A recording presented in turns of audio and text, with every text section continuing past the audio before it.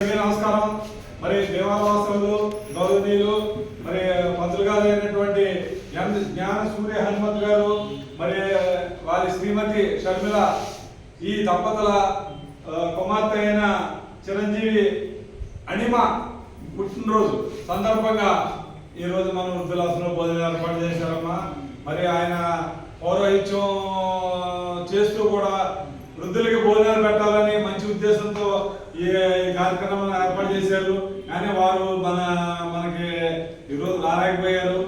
అందువల్ల మీరంతా ముందుగా అనిమకి పుట్టినరోజు శుభాకాంక్షలు తెలియజేస్తాము.